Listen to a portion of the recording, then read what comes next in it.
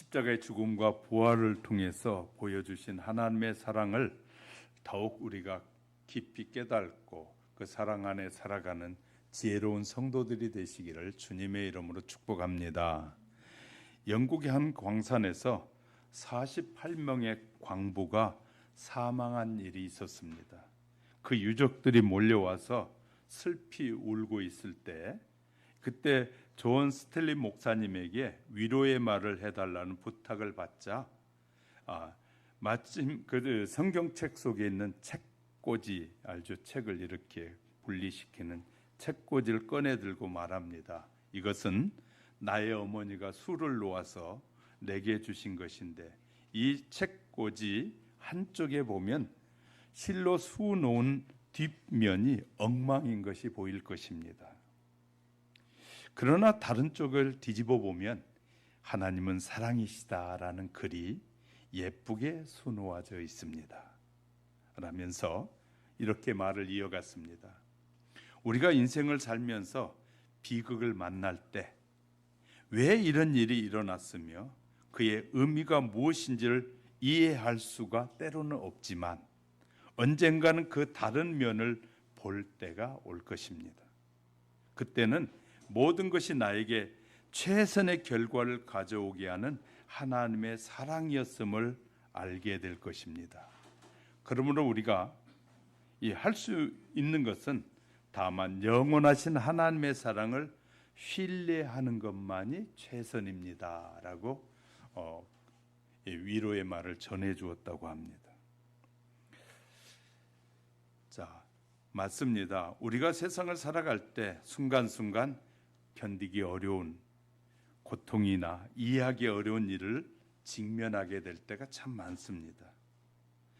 영원한 차원에서 볼 때 또는 영적인 눈으로 볼 때는 어느 날 그것들이 하나님의 사랑 안에서 축복으로 변하는 것을 발견할 날이 오게 될 것입니다. 오늘 본문은 바울이 담대하게 하늘이 두 쪽이 나고 이 지구가 다 파괴되고 내일 우리에게 죽음이 온다 하더라도 영원히 안심할 수 있는 보장이 성도들에게 있다라고 말해주고 있습니다. 항상 무엇인가를 새롭게 시작하려고 하면 크든 적은 일이든지 이 일에 대한 두려움과 걱정, 염려가 있기 마련입니다. 미래를 내다보고 확실하게 보장할 수 있는 사람은 세상에 아무도 없기 때문인 것이죠. 그러나 믿음으로 살아가는 성도는 결코 불안해하거나 걱정할 필요가 전혀 없습니다. 왜냐하면 온 세상이 다 흔들리고 천지가 변한다고 해도 예수 믿고 구원받는 성도라면 결탄코 흔들리지도 않고 변함이 없는 안전보장이 되어 있기 때문인 것이죠. 그것은 어제나 오늘이라 영원토록 변함없으신 그리스도께서 우리와 늘 함께 계실 뿐만 아니라 인생의 전 소망을 다 걸고 안전한 하나님께서 늘 항상 우리와 함께 계시기 때문이다 라는 것이죠. 이 세상 모든 것이 사라지고 다 실패를 해도 넘어진다고 할지라도 나는 하나님께 속하였으므로 결탄코 망하지 않으리라는 믿음을 갖고 살면 그 믿음대로 역사하시는 하나님이심을 우리에게 분명히 약속하고 계십니다. 인간은 항상 영혼에 대한 욕구와 인간의 그 혼자의 힘으로 뭘 해보려고 하고 또 세상의 어떤 것도 우리에게 만족시킬 수 있는 것은 세상에 아무것도 없습니다. 그런데 하나님은 성도들에게 영원한 것을 보장해 주셨습니다. 그러면 오늘은 하나님께서 성도들에게 약속하고 보장하신 영원한 것에 대해서 살펴가는 시간에 큰 은혜가 저와 여러분 속에 임하시기를 주님의 이름으로 축복합니다. 첫째는 고난 가운데서 풍성해진 그리스도의 사랑을 알게 된다는 것입니다. 본문 35절에 보면 같이 읽어볼까요? 시작. 누가 우리를 그리스도의 사랑에서 끊으리요? 환난이나 곤고나 박해나 기근이나 곤고나 박해나 적신이나 위험이나 칼이라 그 어떤 것도 우리를 그리스도의 사랑에서 끊어놓을 수 없다라고 말씀해 주고 있습니다. 바울은 무엇으로도 끊을 수 없는 그리스도를 향한 또 그리스도의 견고한 사랑을 반문 형식으로 통해서 우리에게 변증해 주고 계십니다. 하나님과의 교제를 통해서 살아가는 성도들은 예수님께서 십자가를 지기까지 수많은 수모와 고통을 당하셨던 것처럼 우리에게도 그 고난을 남겨놓으셨다는 것이죠. 그리스도께서. 그러면 우리에게 남겨놓은 이 고난이 우리에게 손해가 되고 어려운 고난이냐? 그렇지 않다고 성경은 우리에게 말하고 있습니다. 가끔 예수 믿는 사람들이 이런 말해요. 목사님, 예수를 믿어도 왜 이렇게 어려움이 많고 시련이 많아요? 아픔이 많아요? 하고 이 슬쩍 이 믿음에 대한 회의감 같은 것들을 표현할 때가 있어요. 그런데 세월이 지나고 보고 시간이 지나면 보면 그것이 우리에게 결코 마이너스가 아니라 저와 여러분의 보너스를 주기 위한 하나님의 섭리였음을, 그리스도의 사랑이었음을 알게 된다는 것입니다. 바울은 본문을 통해서 7가지 어려움 속에서 환난을 먼저 말합니다. 나머지 6가지를 대표하는 것인데 이 환난의 대표적인 인물이 구약에서 욥을 들고 있습니다.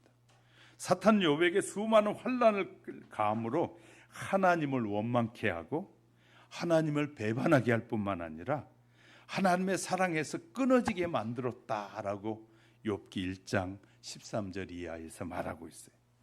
그러나 욥은 하나님의 사랑에서 결코 끊을 수 없었던 이유는 하나님의 허락 없이는 결코 사탄이 이 그리스도의 이 사랑에서 우리를 끊어낼 수 없기 때문이다. 이건 대단한 보장이거든요. 하나님께서 우리를 붙잡고 계시는 이상, 우리가 하나님을 믿고 예수 그리스도 안에서 우리가 하나님을 믿고 예수를 믿고 살아가는 이상 우리의 생명을 해할 수 있는 능력이 사탄에게는 없다는 것이. 그러므로 이런 욥은 하나님의 사랑에서 끊어낼 길이 전혀 없기 때문에 욥은 하나님만 신뢰했다고 말이죠.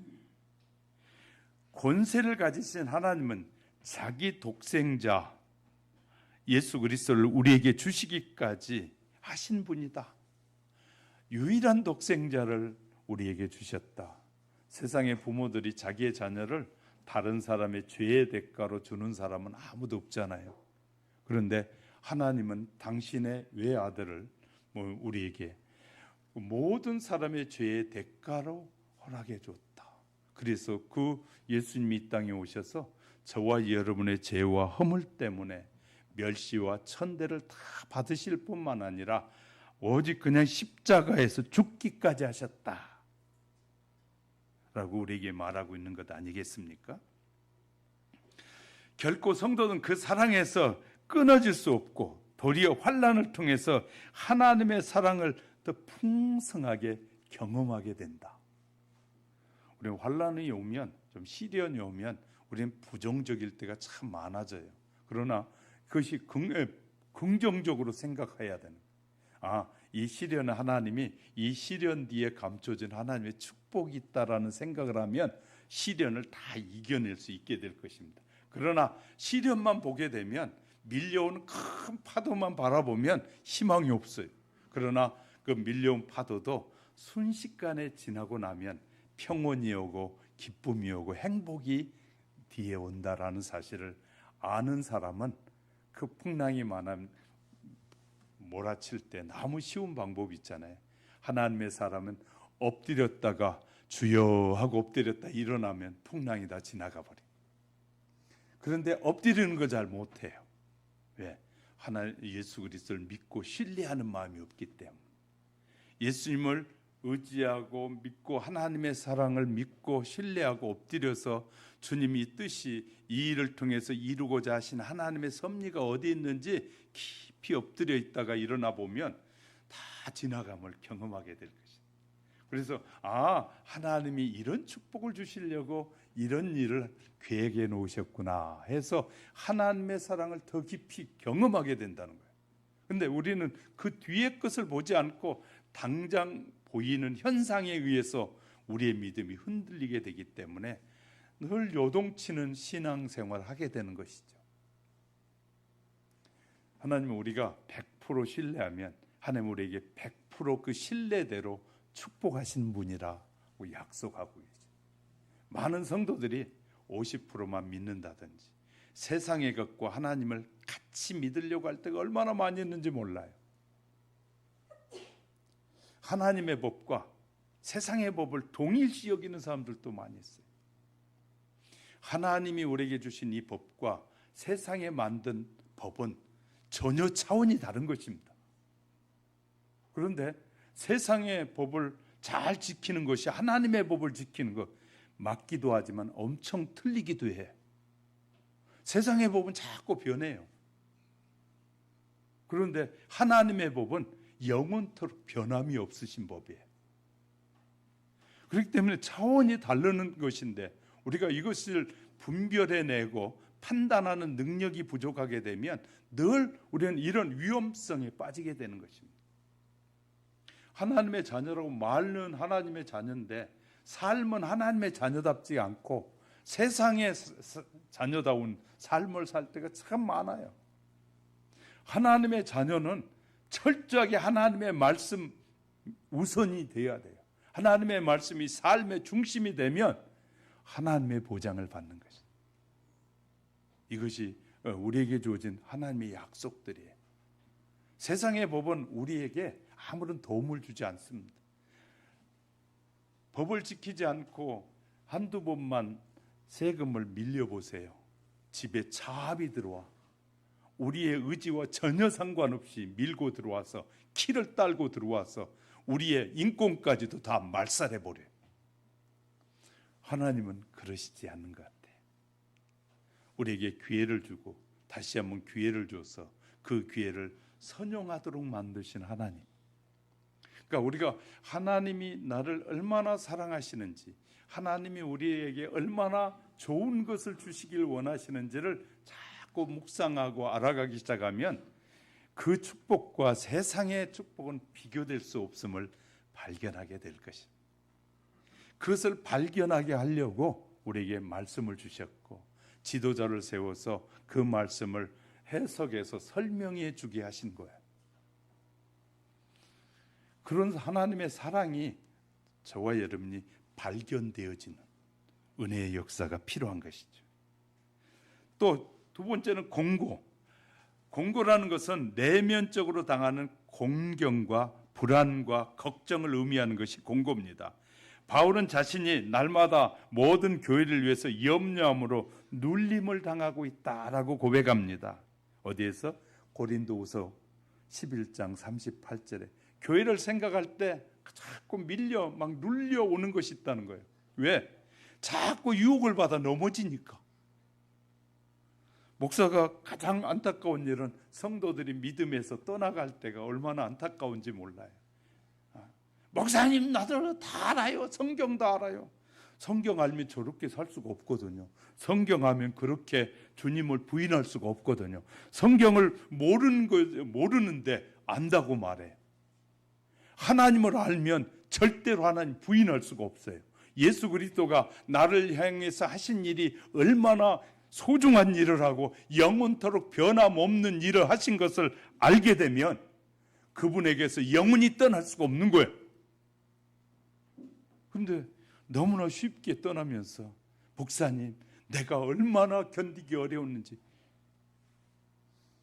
하나님을 몰라도 정말 모르고 떠나갈 때 그러면서 우리는 교회를 떠날 때 날 이런 말을 해요. 목사가 문제다. 다른 사람이 문제다. 자기가 문제 있다는 말 하나도 안 하더라고요. 다 문제는 목사가 문제고 지도자가 문제고 저 성도 때문에 내가 못 견디겠고 저 사람 때문에 기분 나빠서 자기 기분에 따라서 신앙이 흔들리는 것은 하나님의 말씀을 잘 이해하지 못하고 있는 것이거든요. 하나님을 알면 알수록 우리에게 이렇게 말씀하시죠. 지금 이 핍박이 오고 이런 고통을 당하고 어려운 일을 당하고, 바울은요 주님의 복음 때문에 그는 얼마나 많은 고통과 고난을 당했는지 몰라요. 그런데도 불구하고 그는 단 한 번에 불평하지 않는 바울의 모습을 보게 돼요.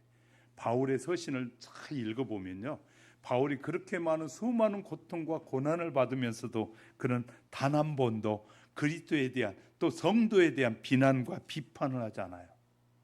그렇게 살면 안 된다고 말해요. 그것이 하나님께 영광을 가리는 일이다 라고 말해요. 그렇게 생각하고 그렇게 살아가는 것은 하나님이 기뻐하시지 않는 일이라고 계속해서 말해요. 그래서 하나님의 은혜를 입은 자의 삶과 하나님의 은혜를 잘못 알고 있는 사람의 삶은 전혀 달라요. 정말 하나님의 은혜를 알면 교회에서도 내가 죽으면 교회가 사는 것이거든요. 내가 사니까 교회가 무너지는 것이에요. 주의 말씀의 은혜가 우리 삶 속에 나를 주관하게 되고 나를 잘 관리하게 되면 우리는 내가 죽는 것이 행복이고 축복이라는 것을 보게 되는 것이거든요. 오늘날 수많은 교회들이 문제들이 일어나고 있어요. 왜?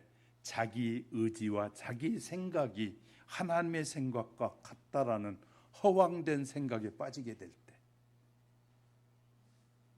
너무나 많은 사람들이 교회를 박차고 나가게 되고 하나님 앞에 예배를 소홀히 여기게 되는 이런 엄청난 누를 범하게 되는 거예요. 그것이 죄인지 아닌지도 모르고 사는 거예요. 지금 여러분이 저 목사 앞에 있다고 생각하십니까? 그리스도 앞에, 하나님 앞에 있다고 생각하십니까? 우리는 보이지 않는 하나님이라고 하나님을 막대할 때가 얼마나 많이 있는지 모릅니다. 목사가 강단에 올라올 때 하나님 앞에 서는 마음으로 올라옵니다. 결코 우리는요 하나님 앞에 함부로 하거나 소홀히 해서는 안 될 하나님의 사람들인 거예요. 하나님이 그렇게 하라고 우리를 부르신 것이에요. 사람들이 하나님 우습게 여길 때 내가 믿는 이 하나님만이 유일하신 분이고 이 하나님만이 온 세계에 만드셨을 뿐만 아니라 지금도 주관하시고 영원토록 주관하신 분이라고 너희가 말하라고 우리를 먼저 부르신 거예요. 그런데 내가 그 하나님을 잘 모르는 거예요. 그러면 그 하나님을 드러낼 수가 없어요. 그러니까 자꾸 세상 사람들과 타협하는 삶을 살아갈 수밖에 없게 될 것입니다.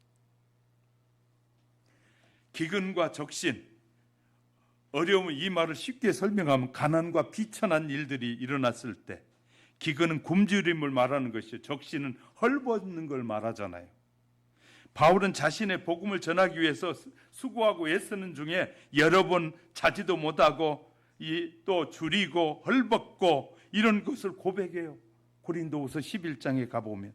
그러나 가난이나 비천함이 이 자신에게 아무런 문제가 되지 않았다. 예수 믿고 사업하다가 사업 실패할 수 있어요. 사업 실패한 문제 때문에 교회 떠나는 것은 이건 심각한 문제거든요. 사업은 실패했으면 다시 일어설 수 있지만 교회를 떠나는 것은, 하나님을 떠나는 것은 일생일대 최고의 잘못된 선택이거든. 우리가 어떤 선택이 가장 유익한 선택이고 축복이 선택인지를 놓치게 될 때 우리는 인생을 방황한 삶을 살게 될 것입니다.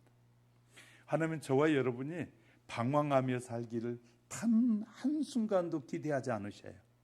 하나님은 저와 여러분이 하나님과 예수 그리스도와 성령님 안에서 늘 행복하게 살기를 원하셔요.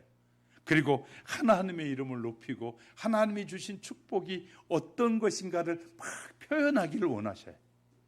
그런데 우리는 예수 믿는 사람이 너무 표현도 안 하고 살아요. 어떤 표현을 할까요? 하루하루의 순간순간의 삶, 하나님이 이렇게 내 삶의 여정을 주장하셨고 하나님이 이렇게 하루하루를 돌아볼 때마다 하나님이 우리를 사랑하신 그 사랑의 증거들이 시간 속에 계속 되어지고 있거든요. 그걸 높여드릴 수 있어요. 내 삶의 이 모든 부분의 영역을 하나님이 이끌으시고 계시는 그 하나님의 역사. 그리스도의 이런 사랑을 전하는 일을 방해하지 못하게 성령님께서 우리를 도와주고 계시죠. 그래서 이런 어려움들은 실은 하나님이 우리를 축복하시고 계시다는 사실을 더 역력하게 드러내는 증거들이다. 핍박이나 환난이나 공고나 시련들이 하나님의 약속이라고 할 때 우리가 아멘하면 그것이 우리 안에 믿음으로 싹 들어오게 돼요. 그런데 아멘하지 않고 그럴 수도 있겠구나라고 하면 믿음이 확 들어오지 않아요. 하나님의 약속은 내가 믿겠습니다. 그 하나님의 약속을 믿습니다 고백할 때 그 믿음이 우리 안으로 들어오셔서 우리 안에 믿음이 확고해지는 것이죠. 또 본문 36절 한번 읽어봅시다. 시작. 기록된 바 우리가 종일 주를 위하여 죽임을 당하게 되면 도살당할 양같이 여김을 받았나이다. 이 본문은요, 거기에 표시되어 있죠. 기억 표시되어 있잖아요. 그것은 이 시편 42편 22절을 인용해서 쓰고 있는 말씀입니다. 시편 42편에 인용된 내용인데 그리스도의 발자취를 따르고 하나님의 의를 이 땅 위에 실천하려는 신자가 당할 극한 고난의 상황을 설명하고 있는 내용이기도 해요.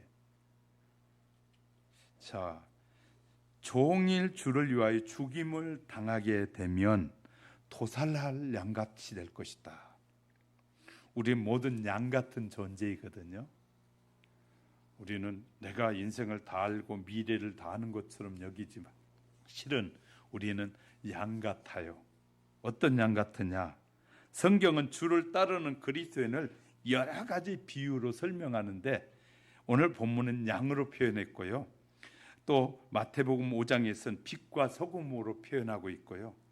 알곡으로 표현하기도 하고 별로도 표현하고 가지로도 때로는 편지로도 좋은 군사로도 이렇게 표현해 쓰고 있습니다. 무려 31가지로 성도들을 표현해내고 있어요. 그 중에 보면은 특별히 성도를 양으로 묘사하는 이유는 양만이 지니는 독특한 특성 때문이다. 양은 순진한 양, 방어할 수 없는 무기력한 양, 돌아보는 목자가 없으면, 돌보아주는 목자가 없으면 전혀 양이 스스로 살아가지 못한 양, 목자의 음성을 알고 순종하는 양, 이것이 바로 양의 특징들이라고 들 수 있거든요. 우리는 우리가 사는 세상 내가 계획한 대로 다 멋지게 살 것 같지만 세상에 멋지게 사는 사람이 없습니다. 왜냐하면 하나님의 계획이 바뀌게 되면 한순간에 다 무너져요. 엄청난 부와 행복을 누리던 사람도 하나님이 거둬가시면 우리 욥에게서 배우잖아요. 한순간에 폭풍이 밀려오고 태풍이 밀려와서 한순간에 그가 누리던 모든 것이 다 없어지고 가난해질 수도 있다는 거예요. 우리는 지금 우리가 누리는 축복이 영원할 것이라고 생각하는 사람이 있다면 참 미래를 보지 못하는 사람입니다. 하나님 외에는 영원한 미래가 존재하지 않습니다. 우리는 어떻게 살아야 될지, 세상이 얼마나 요동치는지 잘 알고 계시죠. 세계에서 지금 전쟁이 곧 터질 것 같은 지역들이 한두 군데가 더 있어요. 서로 실수해서 조금만 더 마음이 강팍해지면 전쟁을 할 수밖에 없는 그런 위급한 상황들이 있어요. 이제 문제가 생기면 핵폭탄이 날아다닐 수밖에 없는 그런 현상들이 지금 나타나고 있어요. 그런 세상에 우리가 내가 사는 동안에 아무 일도 없을 것이고 건강하고 복된 일만, 아름다운 일만 있을 것이라고 그런 생각을 하고 있다면 참 어리석지 않겠습니까? 세상이 어떻게 돌아가는지 우린 잘 아셔야 돼요. 성경은 마지막 때가 어떻게 돌아갈 것인지 너무 자세하게 설명해 주고 있어요.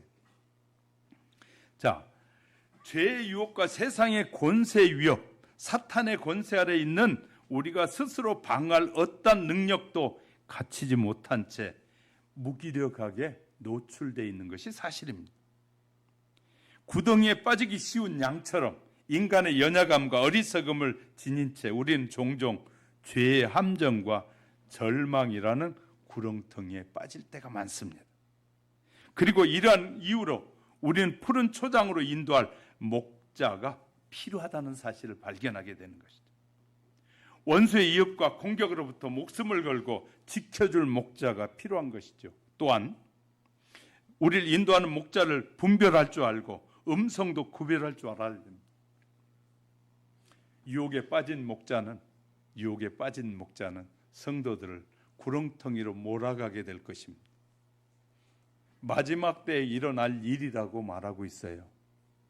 그러면 성도들은 말씀을 듣고 배우면서 저 목자가 우리를 생명의 길로 인도하는 목자인지 우리를 구렁텅이에 빠지게 하고 있는 목자인지도 구분해내야 돼요. 목자라고 다 하나님의 말씀에 붙들리지 않는 목자가 얼마든지 있기 때문이죠.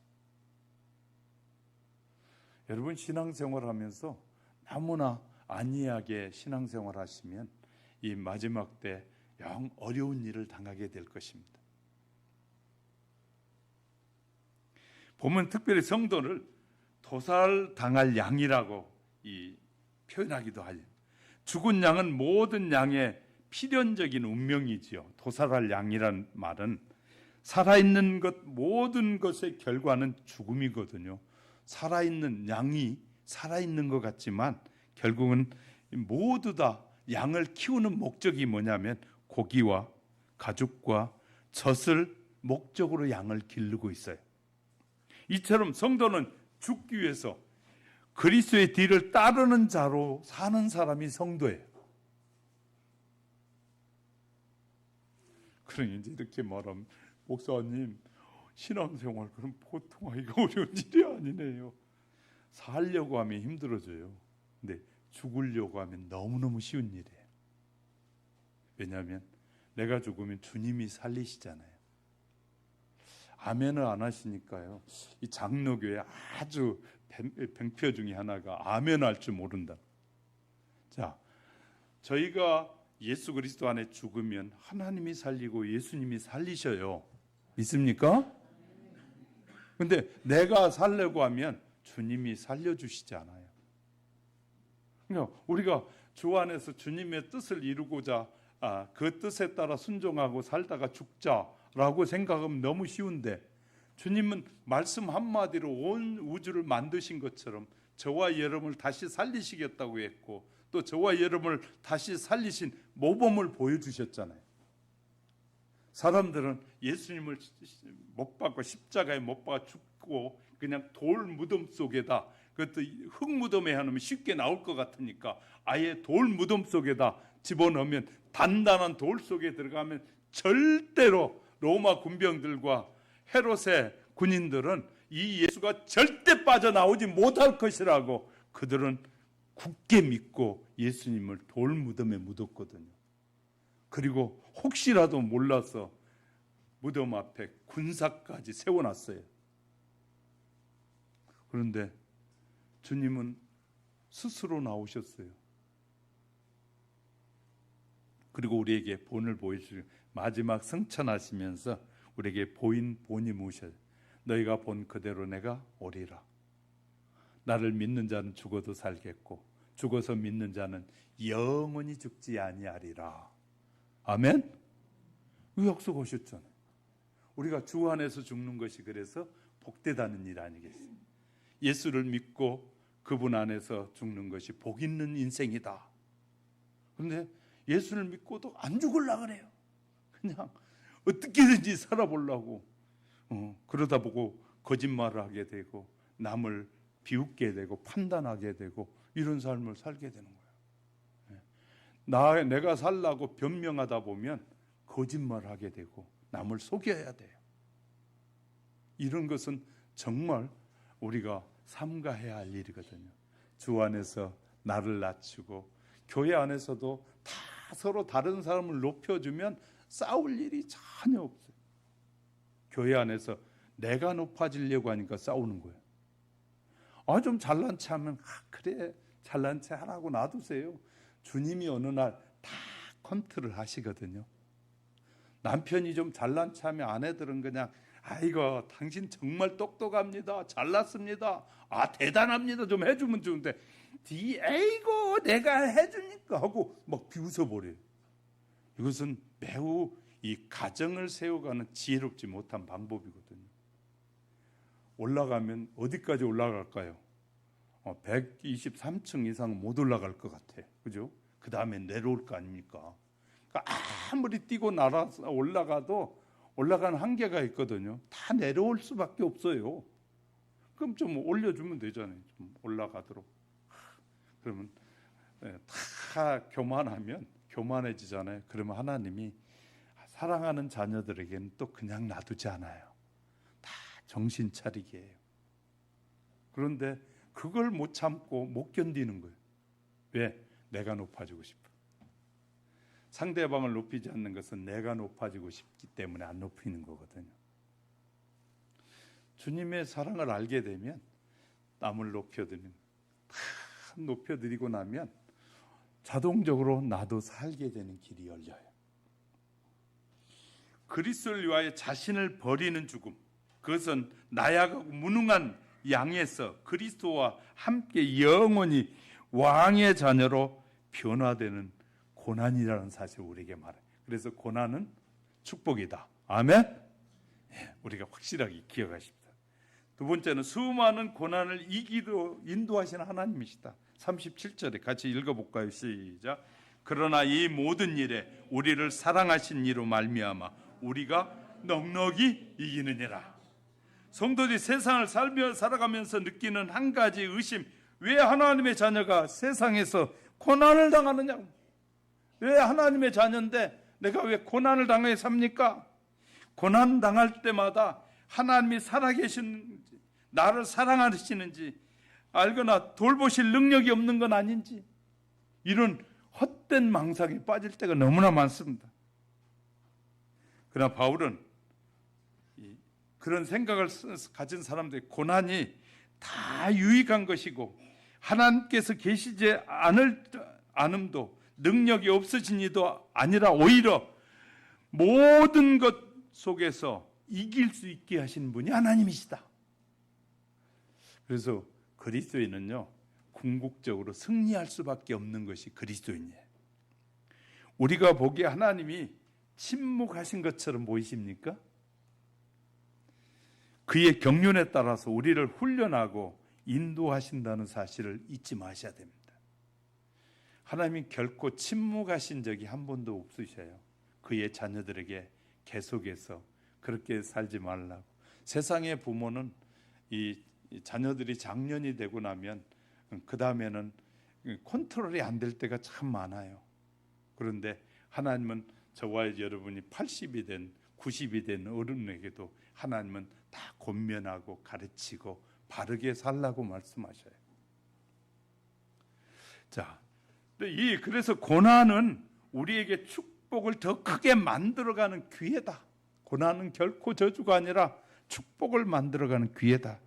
성도가 고난을 받는 이유가 있다는 거예요. 왜 그러면 성도들이 왜 고난을 받느냐?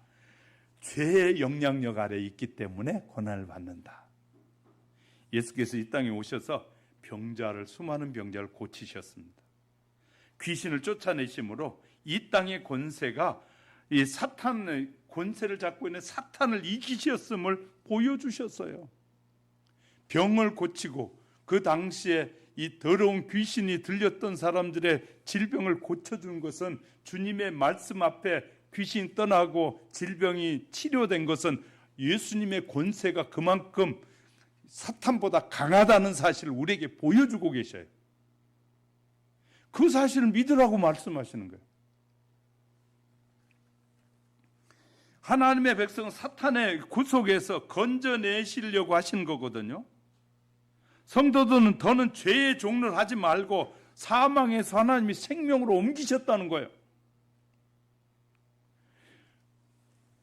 그래서 이 하나님께서 마지막 불과 유황으로 심판할 날까지만 유지되고 있는 것이, 심판할 날까지만.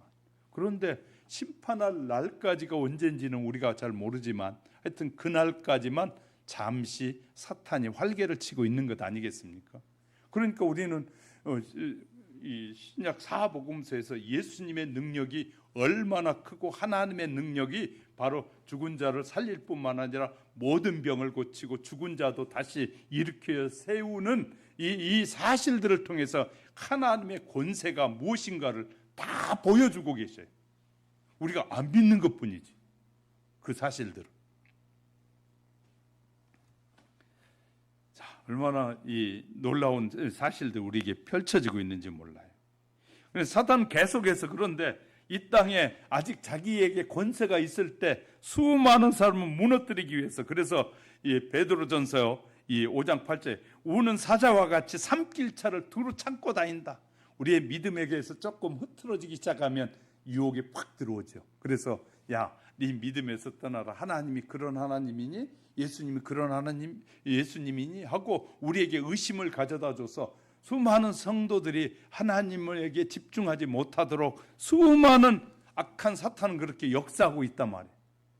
말씀을 들을 때 헛된 생각을 하게 하고, 말씀을 들을 때 부정적인 생각이 확 들어오게 해서 우리로 하여금 말씀을 순수하게 하나님의 말씀으로 받아들이지 못하도록 하는 악한 영의 역사들이 대단히 많이 역사하고 있단 말이에요.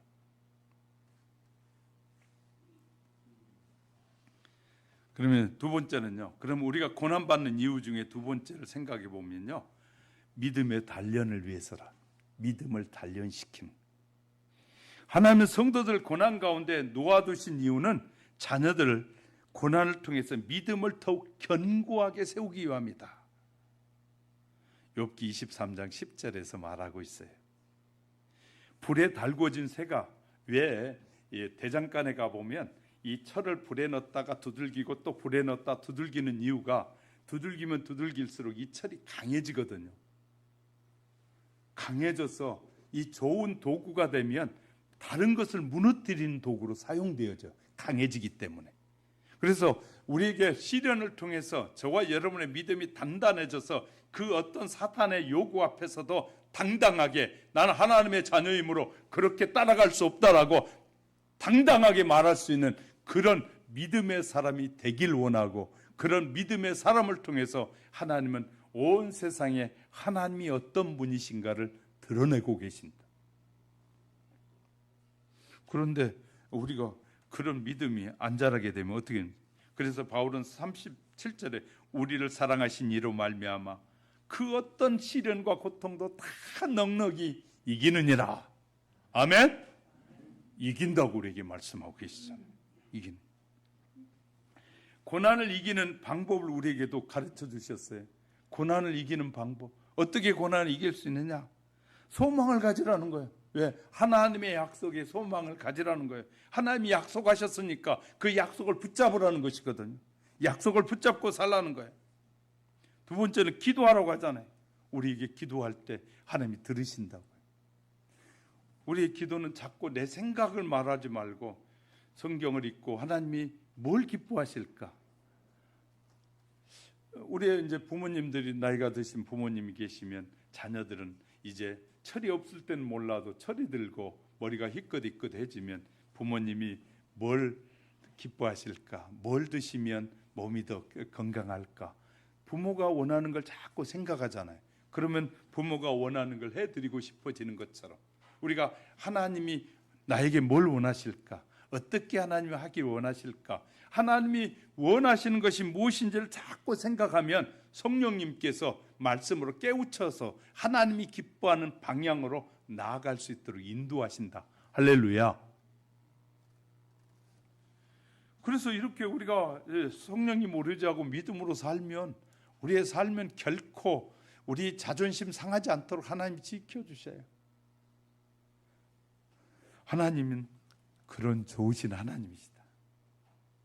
우리는 자꾸 사이즈가 커야만이 하나님께 영광이 되고, 사이즈는 적으면 하나님께 영광이 안 되는 것으로 많이 있어야만 하나님께 영광이 되고 적게 가지고 있으면 영광이 안 되는 것이 아니라 그 가진 걸 통해서 적게 가졌던 많이 가졌던 그 가진 걸 통해서 누구를 위하여 쓰느냐가 더 중요해. 할렐루야. 하나님은 그걸 기뻐하시는 거예요. 내가 가지고 있는 양이 문제가 아니라 그것을 누구를 위해서 어떤 일을 위해서 쓰느냐를 하나님이 소중하게 보신 하나님. 근데 우리는 나를 위해 쓰고 사람을 위해 쓰면서 그 하나님을 위해 썼다고 말할 때가 너무 많거든요. 내게 가장 소중한 분이 하나님이시라면 그분이 가장 기뻐하는 일에 우리가 포커스를 맞추면 그분은 지속적으로 우리에게 필요한 것을 공급하시는 하나님이셔요. 이 사실을 우리가 믿어지게 될 때 늘 하나님이 공급하시는 하나님의 그 사랑을 배우게 되고 깨닫게 될 것입니다. 성경은 능히 구원의 지혜로 우리를 인도하고 계신다는 사실을 믿으시기 바랍니다. 세 번째는요, 변치 않고 끊을 수 없는 하나님의 사랑이 우리 뒤에 늘 바리케이트를 치고 있다. 본문 특별히 로마서 7장 8장은 총 결론으로 지금 설명하는데요. 결론적으로 신앙을 고백하는 것처럼 이렇게 고백되어지는데 앞에서 바울은 구원을 받은 우리가 이 세상에서 어렵고 힘든 고난과 환난을 겪을 수 있다고 말합니다. 그러면서 본론에 와서 그런 것이 결코 하나님의 사랑에서 끊을 수 없는 엄청난 사랑이 내포되어 있다. 이렇게 우리에게 말해주고 있습니다. 보면 38절도 볼까요? 읽어봅시다. 시작. 내가 확신하노니 사랑이나 사망이나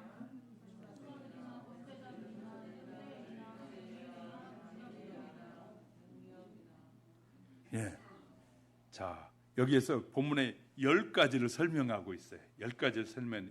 이 세상과 저 세상에 존재하는 유형, 무형의 것을 총망라해서 미래의 것과 현재의 것을 총망라해서 이렇게 소개해 주므로 하나님의 사랑의 절대성을 말하고 있어요. 여기에서 사랑이나 사망이나 생명은 인간이 존재하는 상태에 대한 말이죠.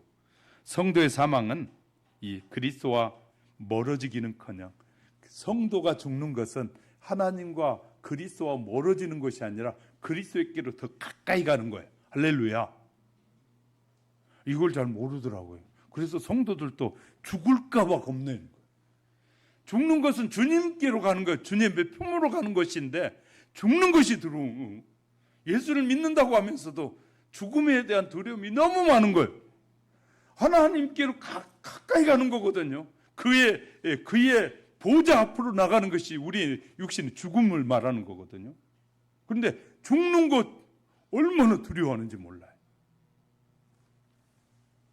성도의 죽음은 부활이 보장되어 있으니 오히려 소망이 가득 찬 죽음이에요. 실은 죽음은 그리스도인의 죽음. 우리의 생명이 주와 함께 거하고 그의 인도에 따른 것처럼 죽음 역시 예수 그리스도의 앞으로 인도되는 구체적인 계기가 마련되는 것이 죽음이에요. 이런 사실들이 알아지면 우리는 죽음 앞에 어떤 큰 질병 앞에서도 아주 담담해지고 자기를 잘 정리하게 돼요. 그래서요, 당신에게 3일이 주어졌다면 무슨 일을 하시겠습니까? 수많은 사람들이 답변이 막 가지각색이. 그런데 그리스도인의 답변은 달라져야 돼요. 3일만 남겨져 있다면, 단 하루의 순간만 남겨 있다면 여러분 뭐 하시겠습니까? 너무 우리가 생각 없이 그냥 막연히 살아요. 그냥 수십 년 살 것, 수백 년 살 것처럼 사는데 우리의 생명은 하나님의 손 안에 있는 거 아니겠어요? 자, 천사와 권세자는 각각의 영적인 강자와 육신의 강자를 의미하는데, 천사와 권세자들, 당시 유대인들에게는 천사 숭배 사상이 매우 발달해 있었어요. 이 성경이 기록될 당시에 하나님과 인간에 대한 이것을 굉장히 하나님의 사랑을 방해하도록 천사 숭배 사상이 대단했어요. 그때 이 기록을 쓰면서 천사와 권세자들, 우린 천사도요, 우리를 보조하는 천사들이지 우리 위에 있는 것이 아니거든요. 그런데 천사를 두려워할 것도 없고요, 천사는 하나님의 대리자, 일꾼에 불과하거든요. 그러면 저와 여러분은 하나님의 자녀예요. 이게 구분되지 않은 사람들이 참 많더라고요. 저와 여러분은 예수 그리스도를 나의 구주로 믿음을 통해서 우리 하나님의 자녀가 되는 권세가 주어지고, 자, 천사들은요 하나님의 일꾼에 불과해요. 하나님의 보좌를 움직이고 그 주위에서 하나님을 돕는 일꾼이에요. 그렇기 때문에 천사와 우리는 비교될 만한 일꾼이 아니에요. 대상이 아니에요. 하나님이 그래서 하나님의 사랑을 알면 우리가 얼마나 하나님을 영원롭게 해도 영원토록 영원롭게 해도 부족한 인간인 걸 알게 되거든요. 왜냐하면 어떻게 우리를 천사보다 더 위대하게 만드셔서 하나님의 자녀로 양자를 통해서 영원토록 하나님의 보좌에 함께 살아갈 백성으로 만드셨다는 것은요, 너무너무 큰 축복이에요. 아멘 안 하신 분은 그냥 집에 가서라도 아멘 하시기 바랍니다. 그래야 이 축복이 자기의 것이 되니까요. 하여튼 우리가 하나님의 자녀가 됐다는 사실은요, 정말 이루 말할 수 없는 축복인데, 이 자녀라는 말할 때 아멘 돼야 되거든요. 성경을 읽다가도 내가 너를 자녀 삼았느냐라고 아멘 하면서 성경을 읽어야 되는데, 거기 가서는 내가 자녀인지 아닌지 아직도 헷갈리면 안 되는, 내가 예수 그리스도를 나의 구주로 고백한 순간에 우리는 하나님의 자녀가 되는 권세가 주어졌습니다. 자, 그래, 이런 권세, 그것도 아무것도 아니다. 세상의 권세잖아. 이 천사도 아무것도, 세상의 권세자도 아무것도 아니고 천사도 아무것도 아니라는 우리에게는, 하나님의 자녀가 된 우리에게는 현재 일이나 장래 일이나, 이건 시간적 대조를 하고 수평적 비교를 하고 있거든요. 시간적. 바울이 이렇게 말하는 이유는 현세에서 그 어떠한 일이 벌어지고 이 세대가 다하고 새로운 세대, 또 다른 상상하지 못할 일이 일어나도 그런 일이 일어난다고 할지라도 하나님의 사랑과는 비교될 수가 없다. 하나님이 우리를 사랑하신 그 사랑과 비교될 수 없다. 이런 거 묵상하다 보면요, 그냥 황홀감에 빠질 수밖에 없는 것이죠. 왜냐하면 엄청난 말씀들이 들어있기 때문에. 우리는 우주 개발을 해가지고 우주선이 화성을 가고 뭐 금성을 가고 막 그러잖아요. 가봐도 별거 없다고 그러잖아요. 우리는 그런 시대에 살아가고 있지만, 그런 아무리 과학이 발전해도 하나님과 우리의 관계가 이어진 이 사랑에서는 그 누구도 그 어떤 것도 끊어낼 수 없다. 이건요, 말로 다 형용할 수 없는 하나님의 축복이거든요. 자, 뿐만 아니죠. 여기서 말한 능력 육신을 말하고 영적 세계에 대해 가질 수 있는 총망라한 것을, 눈에 보이는 능력, 보이지 않는 능력을 함께 말하는 거예요. 능력은, 이러한 능력 역시 하나님의 사랑 앞에 무기력하다라는 거예요. 하나님의 사랑 앞에 다 능력, 세상의 모든 능력도 무기력하다. 높음이나 깊음이라는 단어는요, 헬라에서 천문학적인 용어인데, 이것은 하늘의 별을 의식하고 이 단어를 썼는데, 당시에는 점성술이 매우 발전했어요. 그래서 그 점성술의 영향이 지금도 별자를 가지고 사람의 인생의 운명을 치는 사람들 있잖아요. 이 당시에도 그랬단 말이에요. 이 운명을 좌우하는 이것도, 이 별자리도, 하늘에 있는 별이 이걸 보고 운명을 점치는 것도 우리와 하나님의 관계를, 사랑을 해칠 고난이 아무것도 없다. 우리 정말 이 말씀을 묵상하고 상고하다 보면요, 하나님이 이렇게 사랑하실까? 그리고 또 마지막에 다른 피조물, 다르다는 말은 헬레로스라고 말하는데 본질이 다른 것을 의미하는데, 지금 세계와 질적으로 다른 세계가 있다 할지라도, 이제 우리는 과학에서 우주의 다른 세계에서 뭐가 온다고 말하잖아요.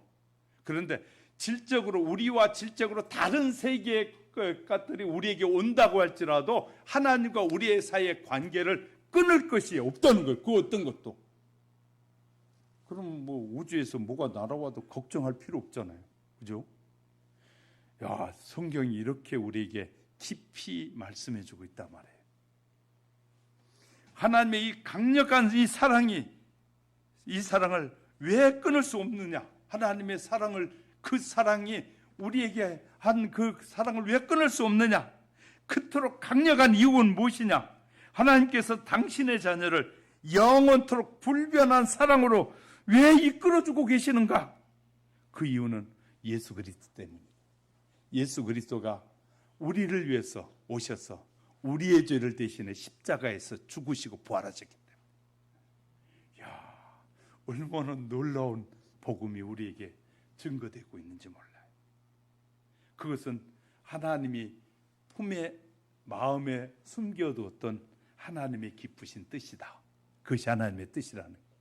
예수 그리스도를 통해서 우리를 구원해서 하나님이 영원토록 우리와 함께 살고자 하는 그 뜻이 하나님의 뜻이다 라고 우리에게 말씀해 주고,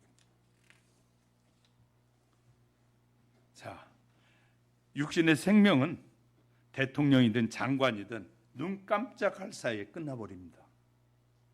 그러나 예수 그리스도 구주로 믿고 영접한 영원한 생명이 보장된 우리는, 영접하는 자, 곧 그 이름을 믿는 자들에게는 하나님의 자녀가 되는 권세를 주셨으니, 로마서 10장 10절에서 사람이 마음으로 믿어 의에 이르고 입으로 신하여 구원에 이르느니라. 그러면서 요한복음 14장 1절에서 너희는 마음에 근심하지도 말고 염려하지도 말라. 하나님을 믿으니 또 나를 믿으면 내 아버지 집에 거할 곳이 많이 있느니라. 이렇게 약속하고 계셔요. 그러면서 바울은 또 고린도 후서 5장 1절에서 이렇게 말합니다. 만일 땅에 있는 우리의 장막집이, 우리의 이 육신의 집이 무너지면 하나님께서 지으신 그 아름다운 손으로 지으신 것이 아니라 하늘의 영원한 집이 우리에게 있는 줄 알아라. 영원한 집이 우리에게 있는 줄 알아라. 땅에 있는 장막집, 이건 잠시 있으면 무너질 것입니다. 그러나 하늘에 있는 영원한 집은 영원토록 무너지지 않는다고 우리에게 약속하고 있습니다. 사랑하는 성도 여러분, 우리는 보통 사람이 아니라 하나님이 그렇게 사랑하시는 하나님의 자녀로 부름받은 저와 여러분입니다. 그러므로 이 믿음 안에서 우리의 남은 생애가 언제일지는 알 수 없지만 최선을 다해서 이 땅에서뿐만 아니라 영원토록 우리를 구원하시고 우리의 생명을 영원토록 주장하실 성삼위 하나님께 오직 영광이 되는 삶을 사는 저와 여러분이 될 수 있기를 주님의 이름으로 축복합니다. 눈을 감으시고요. 28절에서 이런 말씀이 있습니다. 하나님을 사랑하는 자, 곧 그 뜻대로 부르심을 입는 자들에게는 모든 것이 협력하여 선을 이루시느니라. 하나님이 나를 사랑하시는 걸까? 혹 이런 역경과 실패가 어떻게 우리에게 유익을 준다는 말인가 생각하면서, 주님, 내 믿음이 더욱 성장하고 환난과 시련과 어려움을 통해서 하나님을 더 의지하는 믿음의 삶이 되게 해달라고 잠시 기도할까요?